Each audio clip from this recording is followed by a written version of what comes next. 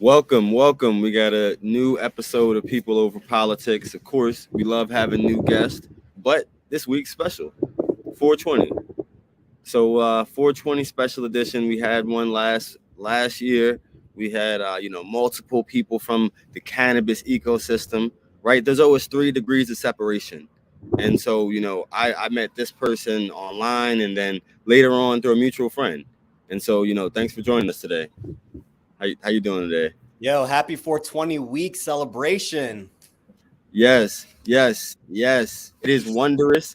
For people who don't know, Tauhid, he is, one of the leading advocates and activists and, people in the cannabis space. But, tell them a little bit about yourself. Yeah, so as it pertains to cannabis, cannabis and I go way back. First, how I got into the cannabis space. I was diagnosed with the autoimmune deficiency disorder called ulcerative colitis in 2008. And before I went to college, my uncle and I consumed cannabis. It was called the Purple Paralyzer. And he was like, I want you to try this because I want you to know what it feels like in case someone offers it to you at school or at a party and you don't know what it is. So I want you to feel it. And if you like it, cool. If you don't, that's fine. And so I loved it. I loved the feeling. And I used cannabis throughout my collegiate career. But then when I got my first job after graduating from Virginia Tech with a broadcast journalism degree, I got my first job in Phoenix, Arizona in 2012.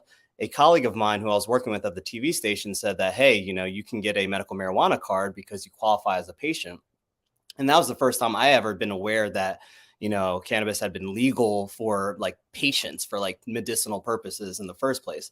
And Arizona, of all places, too. Like I wasn't even looking at Arizona as a state to really be, legalized in some way, shape, or form. So in 2012, that was kind of my intro to cannabis as a medicinal herb. And then fast forward a couple of years, I'm working in the journalism space still. I'm working for the Washington Post in 2016. I go to a journalism conference in Colorado, and they have a panel about how to cover cannabis legalization because Denver or Colorado had legalized by then. A couple of states on the West Coast had legalized by 2016. And so a lot of journalists were talking about how to educate the public because the media played a pivotal role in changing the entire discourse and the entire perception of what marijuana was. And so I came back with a lot of interest in learning the drug war history, the history of cannabis prohibition. And through my work, both as a journalist and just my own background research and connecting with more patients and talking about the drug war as it pertains to Black and brown communities and patients too, I just got to learn more and more. And that's what really activated me. Fast forward a couple of years later, I'm working in Philadelphia, working for the Philadelphia Inquirer. And I joined this Black media organization called the Philadelphia Association of Black Journalists. And through them, I convinced them that, hey, Pennsylvania is a medical marijuana state, but we know legalization's on the horizon. How do we get people prepared? How do we get people informed? What type of education and information do we need to arm people with? Philly's a predominantly Black city. It's a 44% Black population. It's a city with 25% poverty rate. And so this was an opportunity for us to educate the Black community about what's at stake. And so in 2019, I did a cannabis conference called The Color of Cannabis.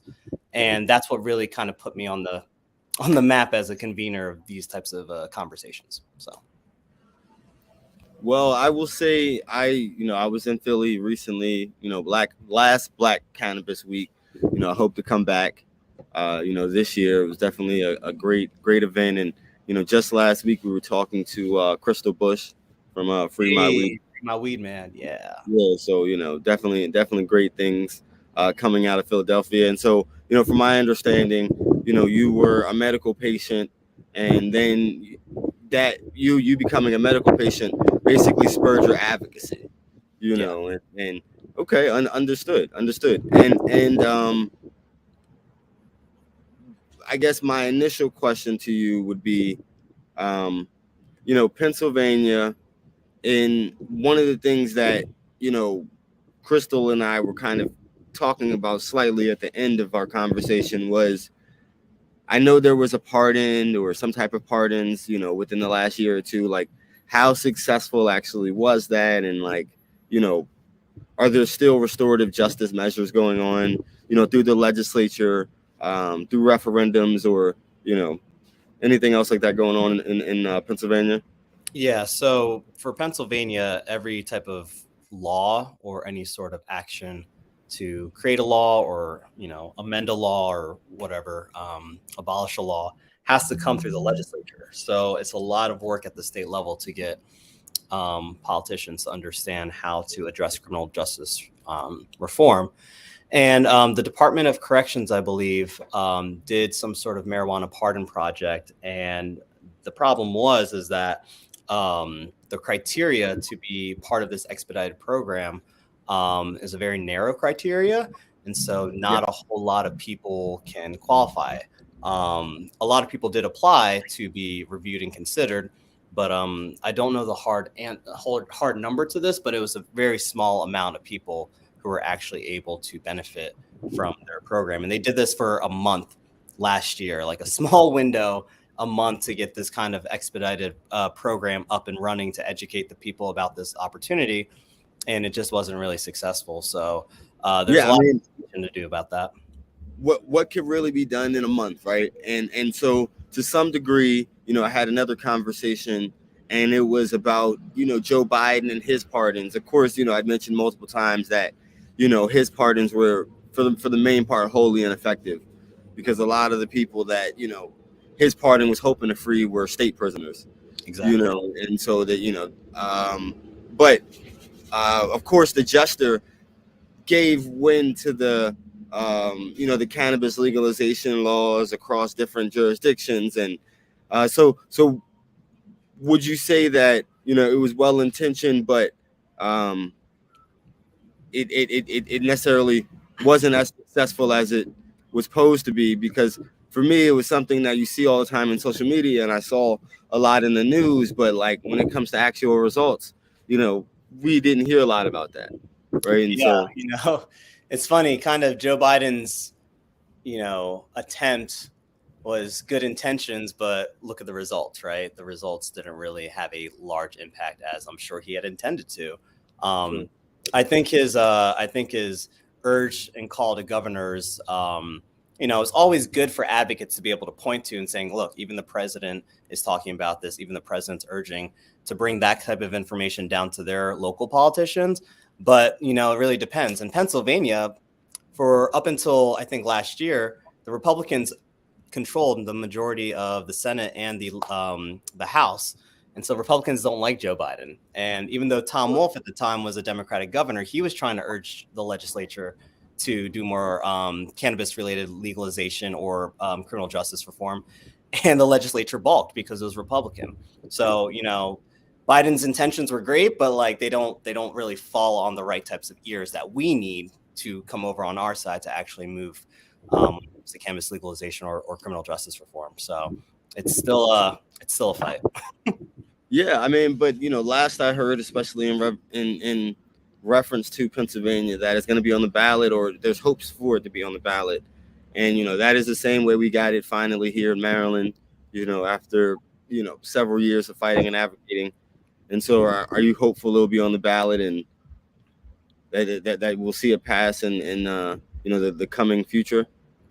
I may be wrong in this, but I could have sworn that I don't think cannabis can be legalized in Pennsylvania through a ballot measure. I think it's one of the states that you may not be able to. Don't quote me on that. Let me look that up, but I'm pretty sure it's a Commonwealth. So I'm not sure what the type of if it can be placed on a ballot. Now, I will say in Philadelphia, there was a local referendum that urged the legislature of Harrisburg to legalize cannabis. It was a question, I think it was a couple of years ago, asking Philadelphians if they wanted to legalize cannabis. And so Harrisburg has to be urged. The lawmakers at the state have to pass a law. And so we know that there is a groundswell of support. We know the majority of people don't mind marijuana being legalized at this point. So whatever the bill that lawmakers come up with at the state level, we know we're going to have to be at the table to talk about what types of policy language should be involved in the bill. I've been hearing that some lawmakers are proposing in Pennsylvania to do a state-run model, like how Pennsylvania is their liquor stores are state-run. That would be really interesting. I don't think that would be really good intentionally because they would just want that money to go somewhere else. But that was a very interesting thing, seeing how a state-run model might be proposed in Pennsylvania too. And so I have had a lot of conversations around cannabis legalization, the economic piece of it, and how there needs to be equity. What do you see in the current cannabis market in terms of equity, and are we doing better? Is there hope, or is all lost? I wouldn't say it's all lost. I think there are a patchwork of successes that we can point to say if we brought all of these successes together into one place, it would be a much more equitable industry than what we're seeing right now. The statistics are not in our favor. There's still a lot of white men who control a lot of the licenses. There's not a lot of Black people, Indigenous people, women of color in the space in terms of owning licenses. We have a lot of work to do. I'm sure and through many of your other interviews, the capital is heavy, the real estate game is hard. Politics are at play at the municipal level. And so there's still a lot of education information that needs to be had so that local lawmakers, especially at the municipal level, are seeing what types of cannabis businesses they want to have and how they want to decide to use that money that's generated from that industry to help people. Yes. And so hear me out, right? Because I always try to be objective in my line of thinking and be able to frame the conversation. So a lot of times I talk to older individuals, right? And especially older Black individuals, and sometimes more conservative. And so some of them I have to speak to the points of, hey, this can be an economic driver for our community, not only from a tax base, but from businesses, and then also from learned skill sets, right? Like the thought is this is an immature market. There's still many ways that you can flourish business wise. And I went to a college in Southern Maryland. I worked with troubled high school youth, and basically people coming home from prison and jail. And what they did was teach them cultivation skills, right? And so, like I said, imagine if you taught a generation of kids, how to cultivate, not necessarily cultivate cannabis, right? But just how to grow vegetables, how to grow plants. Be self-sustaining, really. Yes, be self-sustaining, right? I said, I guarantee that the thought of cultivating, hemp would be more attractive than, working in retail, right? Like where some of a lot of, those people end up, right? Or that, and so creating a different stream. But one of the things that I've tried to bring up to them is also, your cousins, your nephews, your nieces, they will no longer be locked up or incarcerated for this, or ostracized for this, right? And so some of them have a hard time hearing that, because what they also hear is that there's also a lot of white-owned businesses, and it's also increasingly hard for previously disadvantaged people to gain access, and not just access, but more important than access is capital. Yes. Getting access and capital to the business, and then also instruction, right? Because you could have access and capital but have no business acumen, right? And so also instructions and guidance on how to run a successful business, right? And so the bigger point is to some of those more conservative folks that you're talking to that don't see the value in legalization, outright don't see the value in legalization, because they don't believe that the people that we're trying to help the most are going to benefit. How do you see it? How do you frame it, right? What is the conversation like with those That's a great question. My grandfather, was one of those conservative people who thought marijuana was a gateway drug. And sure, somebody used that in the conversation that I had recently, and what I didn't say is alcohol is a gateway drug, because I drink alcohol well before I even came near flower. Yeah. You know, Some people are swayed by statistics and data. I always think it's always great to bring the statistics and data behind the conversation. And also, with other people that I've talked to who also say it's not working for us, why should I be involved or why should I care? I'm like, if you're involved, you can be part of the solution. And some people are really activated by that too, saying, you know what, I'm going to do something about it. But like you mentioned, they need to have the direction. They need to have, who do I talk to? How do I talk to my council member? How do I even bring this up, etc. There's a lot. I think at the end of the day is that, you know, and this is why I always point to education and information, is to utilize that as a tool to activate people and say the conditions are not in our favor. This is being pushed against us, but we can fight back and we can participate if we use our collective voice. My grandfather, all it took for him, I gave him a book. I literally thank goodness that we're kind of moving in a better direction where there's more publication of books from credible people who have, professional titles like doctors or lawyers and stuff. And my grandfather read this, short book about marijuana history, and he was totally blown away. And sometimes you have to bring credible messengers with you. Sometimes you're not the credible messenger, but your buddy who works at a dispensary is, but your buddy who just got a business license is, but your buddy who is now starting to cultivate is. Sometimes you have to kind of figure out what is the best method of talking about these things with the right people in mind.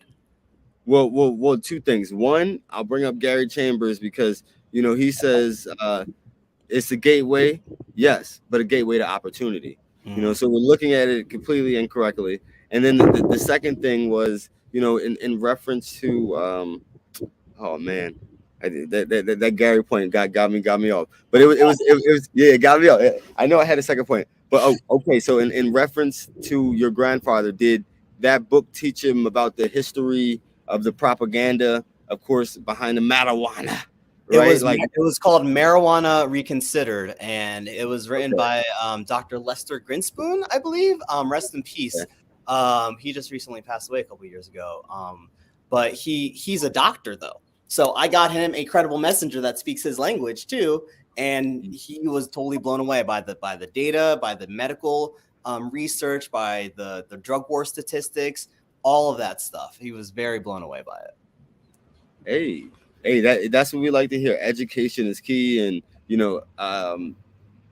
education is key because there's a lot of ignorance and myths out there. And so, when he just mentioned the gateway, he was talking about like the crack cocaine and the heroin and the fentanyl. I said, whoa, first of all, in states where you have medical cannabis, there has been decreases in opioid usage. So, we have to first mention that, right, guys? I said, let's first mention the holistic alternative, choices are to the, the conventional, Western medicine that were pumped, right? Yep.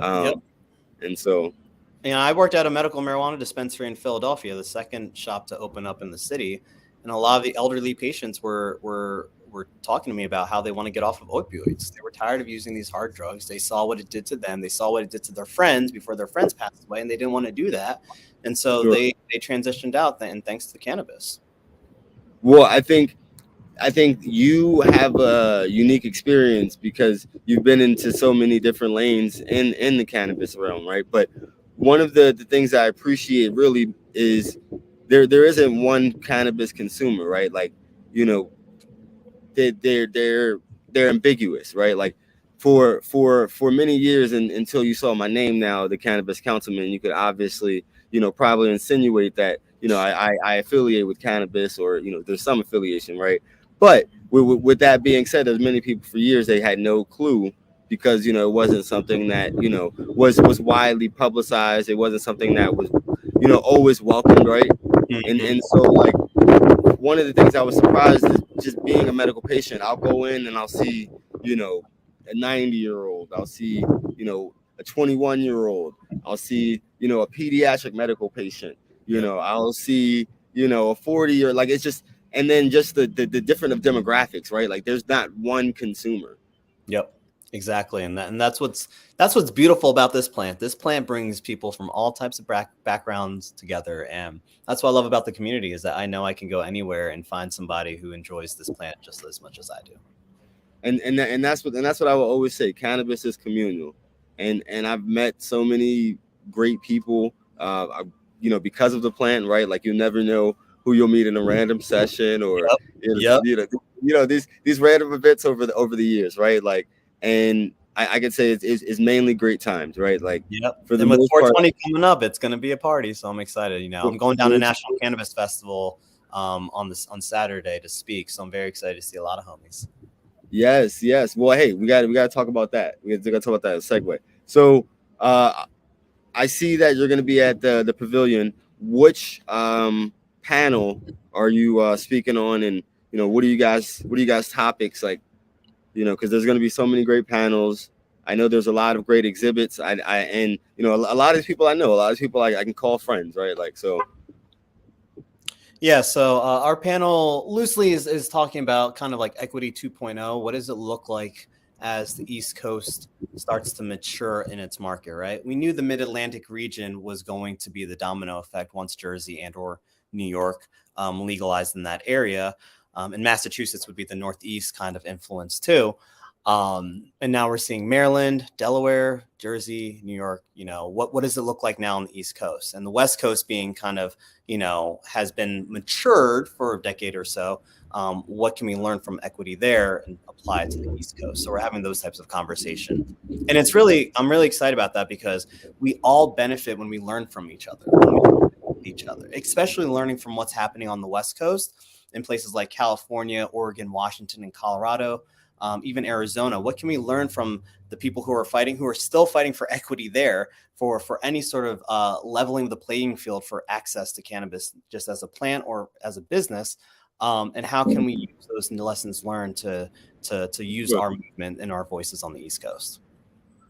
And I agree wholeheartedly. And who are some of the individuals that are going to be on the panel with you? Who are some of the great well, ironically, this is going to be an all Jersey panel. It's me, Shirali Patel, who's a cannabis lawyer, a dope cannabis lawyer. She's heard her name on Instagram, and then Tahir, who is Simply Pure. She did it. So it's going to be him, and then Raj Chander from who's a freelance cannabis reporter. He does a lot of stuff with High Times and Leafly too. He's going to be moderating the panel. Oh, nice. So a lot of East Coast folks. It's definitely going to be East Coast driven, but there's going to be people from all over. As I tried to explain to many people who've never been, it's the biggest cannabis festival here on the East Coast, and it's a lot of great folks. I've met people from many different states. I've consumed products from many different states, and I think the biggest thing to also explain, and as I've explained to the older consumers, because they just believe that you're just smoking the reefer, right? As I tell people, you can consume in many different ways, many different facets, and even if you are a recreational therapeutic consumer, you should still seek education to learn more about the plant and what works for you and why it works for you. Right? Because education is key. Always. Amen. Some people are, when we're talking about conservative people who may not think cannabis legalization is beneficial, sometimes when they see the package and they see, look, it's like, it's legible, it's informative, you understand what you're taking, they're like, oh, that's interesting. Sometimes they have to see it. Sometimes they have to see what the legal product looked like to be like, oh, wow, it's actually a little bit more professional and safe.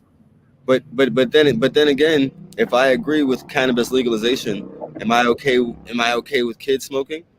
No, I'm not okay with kids smoking. That's the emphatic answer. I'm okay with responsible adult use, but I'm also honest. Like, are teenagers smoking? Have teenagers smoke? Yes. You know what I mean? But like, will teenage use go up because of legalization? No, there hasn't been studies to prove that. We have research from Colorado to show that it actually has not increased whatsoever. So yeah, the kids are all right. Yeah. Yes. I mean, because I was asked that question and he said like, are you going to be okay with your kids? And then they also said like, what was the next question? What was the next question they asked me? I know it was about the kids. And then I was like, well, no, I said responsible adult use many times. And then they said, well, you're giving them a pass. You're saying that it's okay because it's now legalized. And I'm saying, no, I said, the thought is like, it should have never been prohibited in the first place. I said the Right, problem exactly. is the criminality. That's You know what I funny. mean? Like, And honestly, kids are gonna find a way to get it whether or not you say anything too. So sometimes sure, if they know, they're just gonna want to do it more. sure. And the thought is being a kid, I would have, wanted something more because it was forbidden. It was a forbidden fruit, right? Like, Yeah, it's, so yes. And so I wanted to ask you a few rapid questions before I got you out of here. Definitely let's stay connected. I'll see you at NCF and everything. yeah, And buddy. so we call this like the lightning round. You don't got to think about it. What is the best cheesesteak in Philly? 'Cause, Angelo's. Angelo's. I don't know if I've been to that one. I normally hear the Pat Geno's. Is that the one with the cheese whiz? Because there was one that does Pat Geno's is whatever. They support cops. No. There was one. Angelo's. Okay, yeah, there was one I went to that did like a gourmet cheese whiz. It was pretty fire, but it wasn't a Pat or Geno's. But Angelo's. Next time I'm in there, Angelo's will got you. Okay. Favorite superhero and or anime, and why? Green Lantern. Green Lantern because he was the first black superhero that I saw in the animated Justice League. Samurai Champloo because it is a beautiful blend of just art and music combined. It's amazing. You got my respect on both of those. And so the last question I'll ask you is, what is your favorite terpene and your favorite strain and why? And it could be your one of the month, your one of the year, or all time favorite. Pinene, I've noticed I'm a lot more focused and concentrated when I have cannabis that has a high yeah. That pinene be making me anxious, man. I always talk negative on that pinene. And then one of my favorite strains, Pennsylvania actually had some pretty good cannabis quality. They had like an OG 18, they had a Pineapple Express, they had a Lucinda Williams. All that is good, but one of my favorites is from DC called AK-47, and that was just pure different for me. AK-47, okay. And so you guys also got a cannabis cup coming up or festival in Pennsylvania. I believe is that at the same time? Black Cannabis Week, I think you had mentioned. No. I think I was talking to Crystal, and I know she wasn't going to be at NCF because there was some cannabis fest or something like in the Poconos or something. Oh, Poconos 420, I believe that's what it's called. Yeah, that's happening. Yeah. I'm going to be down in DC. I believe she's going. Shame on you guys. You guys should have. And as I told her, you guys need to be all in DC next year. I know. Definitely. DC's the center. It brings everybody to the federal level, so we got to be at NCF. That's sure. All right. I'm sure they're gonna have fun anyways. and so the last question is, do you see in the near future that cannabis will become legal in your home state of the Commonwealth of Pennsylvania? I say the next 4 years. I say next 2 years. Oh, you said 4? Okay, 4. Yeah, next 4 years. Say less. So now we know what to look for. Tauhid, tell the people how they can stay in contact with you, how they can stay in touch with you. Honestly, if you look me up and look up my name, look at my handle on Instagram, Twitter, LinkedIn, you will find me. Yes, and he's very humble. Check him out. He's very accomplished. I've seen many accolades. Over his career. So definitely shout out to you and keep doing the great work. Thank you for having me. Appreciate it. Yes. See you next time.